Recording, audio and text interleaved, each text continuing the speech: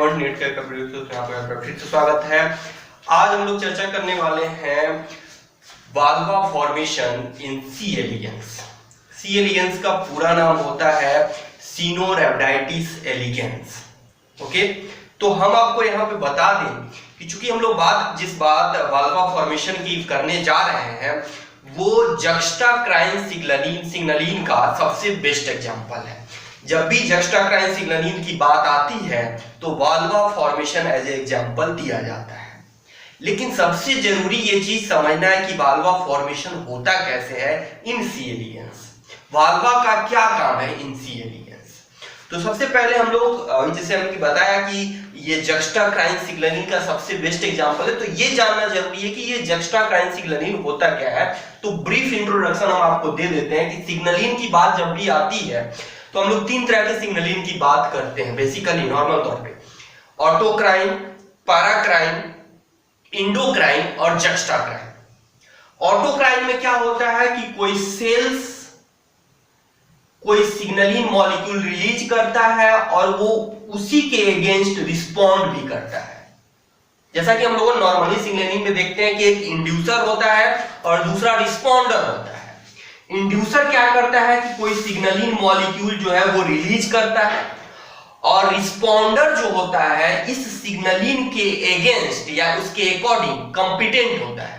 और वो उसका कॉम्पिटेंट कहने का मतलब कि उसमें वो एबिलिटी होती है कि वो इस सिग्नलिन मॉलिक्यूल के अकॉर्डिंग रिस्पॉन्ड कर सके।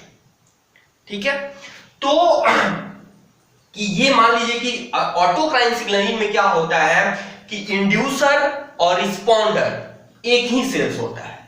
यही सिग्नलिन मॉलिक्यूल रिलीज करता है और ये खुद उस सिग्नलिन प्रोटीन के लिए कॉम्पिटेंट होता है, यानी कि ये खुद उसके अकॉर्डिंग रिस्पॉन्ड करता है। तो इसको हम लोग कहते हैं ऑटोक्राइन। क्या कहते हैं? ऑटोक्राइन। दूसरा होता है आपका पैराक्राइन। पैराक्राइन में दो सेल्स होते हैं, एक होता है आपका इंड्यूसर और दूसरा एडजेसेंट सेल्स, यानी कि बगल वाला सेल्स, बहुत ज्यादा दूरी पे नहीं। दूसरा होता है आपका रिस्पॉन्डर। क्या होता है? रिस्पॉन्डर, यानी कि ये आपका सिग्नलिन मॉलिक्यूल रिलीज करता है और ये उसके अगेंस्ट रिस्पॉन्ड करता है। तो इसको हम लोग कहते हैं पैराक्राइन। तीसरा आता है आपका इंडोक्राइन, जिसमें बेस्ट एग्जांपल हार्मोन्स वगैरह आते हैं। इसमें आपका एक सेल्स होता है जो सिग्नलिन मॉलिक्यूल जो है इंड्यूसर होता है, जो सिग्नलिन मॉलिक्यूल रिलीज करता है और ये सिग्नलिन मॉलिक्यूल जो होता है वो ब्लड के थ्रू, किसके थ्रू? ब्लड के थ्रू दूर के सेल्स तक, यानी कि टारगेट सेल्स जो काफी दूरी तक होते हैं, जिसको हम लोग रिस्पॉन्डर कहते हैं, ये सिग्नलिन रिस्पॉन्डर तक जाता है और ये रिस्पॉन्डर उस सिग्नलिन मॉलिक्यूल के अकॉर्डिंग रिस्पॉन्ड करता है। तो ये इसको हम लोग कहते हैं इंडोक्राइन। और चौथा आता है जक्स्टाक्राइन।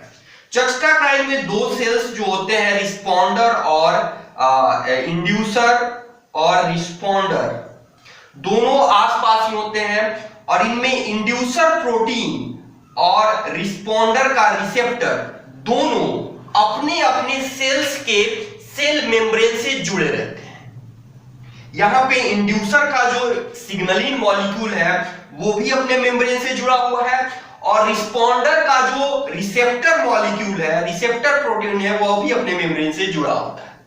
यहां पे आपने देखा कि सिग्नलिन सेल से निकल करके रिस्पॉन्डर के पास जाता है और वो उसके अगेंस्ट रिस्पॉन्ड करता है। लेकिन जक्स्टाक्राइन में इन तीनों से एक अलग तरह की बात होती है कि इसमें आपका सिग्नलिन मॉलिक्यूल और रिसेप्टर मॉलिक्यूल दोनों मेम्ब्रेन से जुड़े रहते हैं। तो इसको हम लोग कहते हैं जक्स्टाक्राइन सिग्नलिन। और इसी का सबसे बेस्ट एग्जांपल है आपका वाल्वा फॉर्मेशन इन सी एलिगेंस, जिसकी चर्चा हम लोग यहां पे डिटेल में करने जा रहे हैं। तो vulva formation in C elegance हम देखेंगे कि क्या होता है, वाल्वा का क्या काम है, क्यों वाल्वा फॉर्मेशन होता है, कब होता है, उसमें कौन कौन से सेल्स पार्टिसिपेट करते हैं और कौन कौन से सिग्नलिन या कौन कौन से रिसेप्टर मॉलिक्यूल, चूंकि जक्स्टाग्राइन की बात हो रही है, कौन सा सिग्नलिन किस तरह के रिसेप्टर से बाइंड करके उस सेल्स को वाल्वा फॉर्मेशन के लिए इंड्यूस करता है। ओके, तो बात आती है वाल्वा फॉर्मेशन की। वाल्वा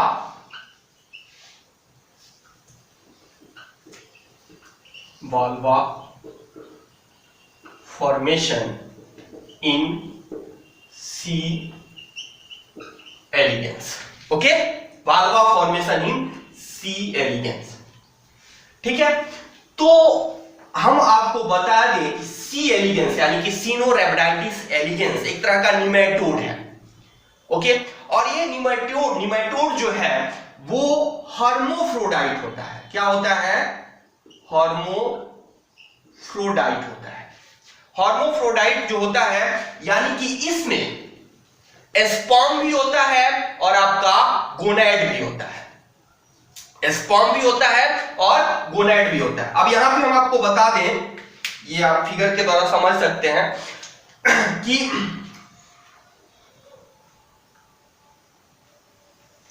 ये मान लीजिए आपका एक सी एलिगेंस है, सी एलिगेंस का फिगर है, ये आपका सी एलिगेंस है। इसमें क्या होता है कि ये जो आपका गोनैड जो होता है वो बनाता है स्पर्म। सबसे पहले ये बनाता है स्पर्म, और ये स्पर्म जो होता है ये एक जगह पे जाकर के क्या हो जाता है?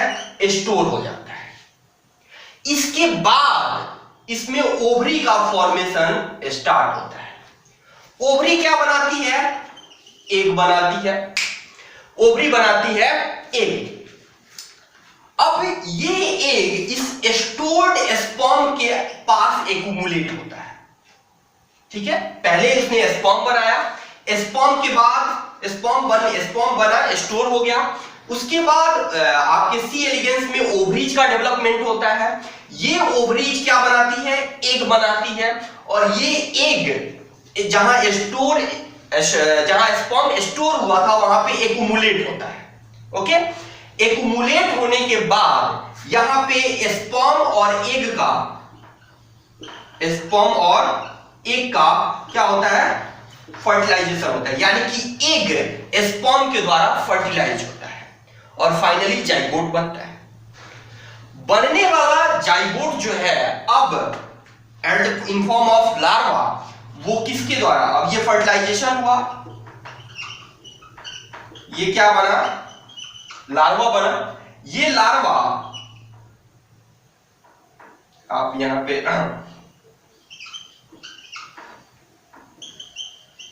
जाइगोट फिर लार्वा, ये अब वाल्वा के थ्रू आपके सी एलिगेंस से बाहर आ जाता है। इसी वाल्वा की चर्चा अब एक क्वेश्चन आपको मिल गया कि वाल्वा का क्या काम है इन सी एलिगेंस। तो इसी वाल्वा का फॉर्मेशन हम लोगों को यहां डिटेल में जानना है कि ये वाल्वा कैसे फॉर्म होता है। ठीक, अब ये वाल्वा फॉर्मेशन के लिए हम आपको यहां पे बता दें कि वाल्वा फॉर्मेशन के लिए यहां पे ये जो फिगर हमने यहां पे बनाया, थोड़ा सा हम लोग ब्रॉड कर लेते हैं इसको।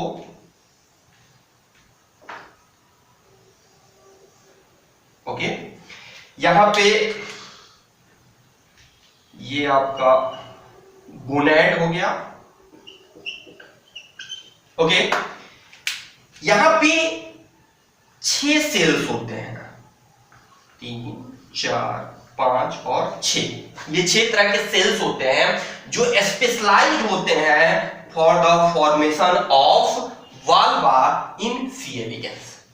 लेकिन बात ये आती है कि स्पेशलाइज्ड तो होते हैं, लेकिन इनको वाल्वा फॉर्मेशन के लिए इंड्यूस कौन करता है? तो उसके लिए यहां पे एक सेल्स होता है जिसको हम लोग कहते हैं एंकर सेल। क्या कहते हैं? Anchor cell. ठीक है, ये एंकर सेल इनको इंड्यूस करता है through the signalling molecule release by them. Okay, अब यहां पे एक चीज जानना हम लोगों के लिए जरूरी है कि ठीक है, ये स्पेशलाइज्ड होता है, एंकर सेल इनको इंड्यूस भी करता है, सिग्नलिंग मॉलिक्यूल रिलीज करता है, ये इंड्यूस होकर के वाल्वा बना देते हैं। लेकिन थोड़ी सी चर्चा यहाँ पे जानना है कि यहाँ पे ये एंकर सेल कहां से आते हैं। क्या ये एक ही एंकर सेल होता है पूरे सी एलिगेंस में? तो यहां पे हम आपको बता दें, वाइल्ड टाइप सी एलिगेंस में दो एडजेसेंट सेल्स होते हैं। इस एंकर सेल्स की हम लोग बात करें तो एक वाइल्ड टाइप सी एलिगेंस में दो एडजेसेंट सेल्स, एडजेसेंट यानी कि आसपास, जिनमें सेल सेल इंटरेक्शन हो सके। तो ये दो तरह के सेल्स होते हैं। एक होता है आपका Z1 ट्रिपल पी और दूसरा आपका होता है Z4 ट्रिपल ए। इनमें होता है सेल सेल इंटरेक्शंस और उसके द्वारा ये डिसाइड होता है कि Z1 ट्रिपल पी ग्रो करेगा एंकर सेल के रूप में या Z4 ट्रिपल ए ग्रो करेगा एंकर सेल्स के रूप में। तो मान लेते हैं थोड़ी देर के लिए कि Z1 ट्रिपल पी ग्रो कर गया एंकर सेल, तो इसका क्या होता है? तो ये जो सेल्स है वो ग्रो कर जाता है प्रिकर्सर सेल्स ऑफ यूटेराइन, यानी कि यूट्रस जो बनता है उसके प्रिकर्सर सेल्स के रूप में ये ग्रो कर जाता है। या अगर ये एंकर बन गया तो ये प्रिकर्सर सेल्स ऑफ यूट्रस हो जाता है। अब बात आती है कि इनके बीच इंटरेक्शंस कैसे होता है। तो हम आपको बता दें कि दोनों में ये पोटेंसी होती है, क्योंकि हमने कहा कि ये भी ग्रो कर सकता है, ये भी कर सकता है, तो यानी कि दोनों में ये पोटेंसी होती है कि ये एंकर सेल्स बनाएंगे। इसका मतलब क्या है कि दोनों के पास वो रिसेप्टर भी है और वो सिग्नलिंग मॉलिक्यूल भी है कि वो either uterus precursor cells of uterus और एंकर सेल्स के रूप में ग्रो कर सके। तो बात आती है कि वो कौन से सिग्नलिंग मॉलिक्यूल या वो कौन सा रिसेप्टर होता है जो दोनों के पास होता है और दोनों में ये पोटेंसी डेवलप करता है कि ये एंकर सेल्स के रूप में ग्रो कर सकते हैं। तो यहां पर हम आपको बता दें कि इनमें दो तरह का एक सिग्नलिंग मॉलिक्यूल होता है LAG2 प्रोटीन, ठीक, और दूसरा ये आपको जब आप डिटेल में पढ़िएगा क्या कहते हैं जक्स्टाक्राइन सिग्नलिंग, तो उसमें मिलेगा आपको डेल्टा प्रोटीन, है ना। तो ये LAG2 होमोलोगस होता है डेल्टा प्रोटीन के, और दूसरा होता है आपका लिन प्रोटीन, दूसरा आपका होता है लिन 12, ये होमोलोगस होता है नॉक प्रोटीन के, ठीक है। LAG2 प्रोटीन और लिन 12 नॉक के, ये दोनों, ये Z1 ट्रिपल पी और Z4 ट्रिपल ए, दोनों के पास इन दोनों के बायोसिंथेसिस की एबिलिटी होती है। अब ऑन द स्टेज ऑफ, जब मान लीजिए कि ये लार्वल स्टेज में होता है, सेकेंड लार्वल स्टेज मान लीजिए, सेकेंड लार्वल स्टेज में ये जो सेल्स होता है बाय चांस, अब ये डिपेंड करता है चांस पे कि आपका Z1P या Z1A, मान लेते हैं कि Z1 ट्रिपल पी ये बनाने लगा क्या, ये जो Z1 ट्रिपल पी सेल्स था ये क्या बनाने लगा, LAG2 बनाने लगा, ठीक। तो अब ये LAG2 बनाने लगा तो ये क्या करता है कि अपने नेबर सेल्स को, यानी कि अपने पड़ोसी, यानी कि एडजेसेंट सेल्स जो आपका ये है Z4 ट्रिपल ए, इसको वो क्या करता है, मैसेज देता है कि भाई साहब हम LAG2 बना रहे हैं, आप मत बनाइएगा, ठीक है। तो ये क्या कर देता है कि अब यहां पे ध्यान दीजिएगा कि ये इसको अपने पड़ोसी को देता है कि भाई साहब हम LAG2 ऑलरेडी बना रहे हैं, आप अब LAG2 मत बनाइए, आप क्या बनाइए, आप बनाइए लिन 12 प्रोटीन जो कि रिसेप्टर है किसका, LAG2 का, ठीक है। तो यहां पे अगर उनका वीडियो होता तो कहते ससुरा ये बना ही रहा है, ये नहीं बनाएगा, ससुरा आपने बना लिया नहीं। तो यहाँ पे मनोरंजन की तो बात हो नहीं गया, इसलिए ससुरा ससुरी खचरा खचड़ी हम नहीं बोलेंगे।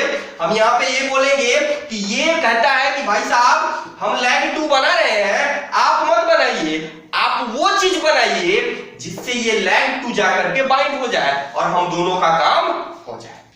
अब दोनों आदमी एक ही चीज बना ले, मान लीजिए कि रूम में दो पार्टनर रहता है और दोनों आदमी दालें बना ले, तो खाएगा क्या, दाल पी के रहेगा।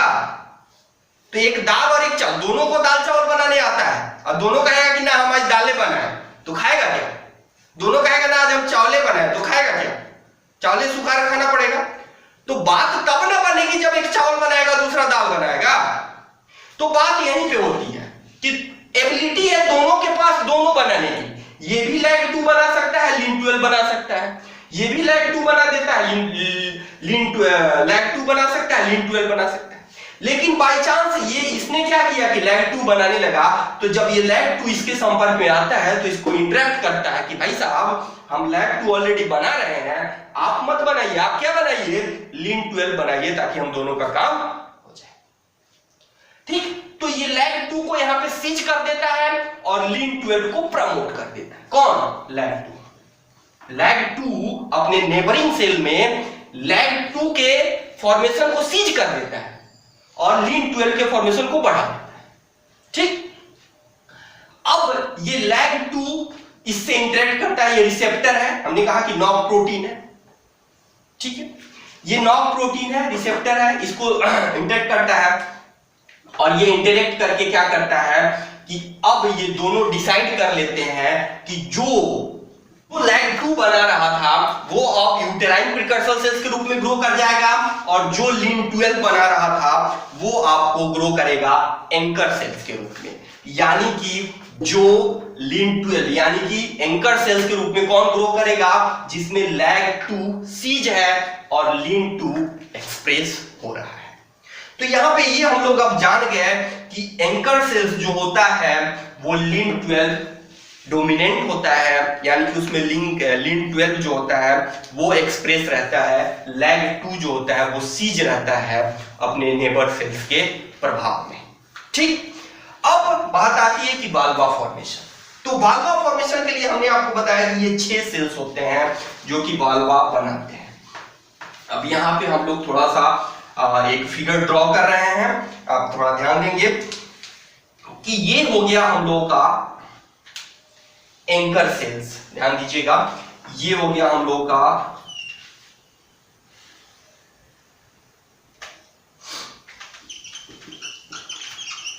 Anchor cell. ठीक है, यहां पे ये जो 6 सेल्स होते हैं इनका नाम हम लोग कुछ इस तरह रखते हैं,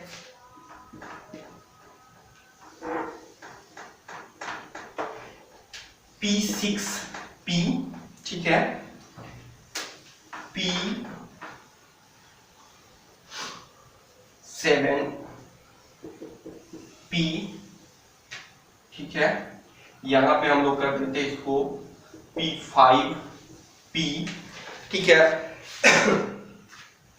और यहां पे होता है आपका P8P, यहां पे आपका हो जाता है फिर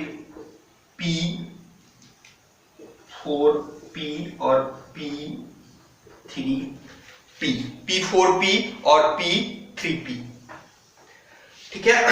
सॉरी, हम लोग ने थोड़ा सा उल्टा कर दिया है, यहां पे हो जाएगा आपका P5P और यहां पे हो जाएगा आपका P7P, ठीक।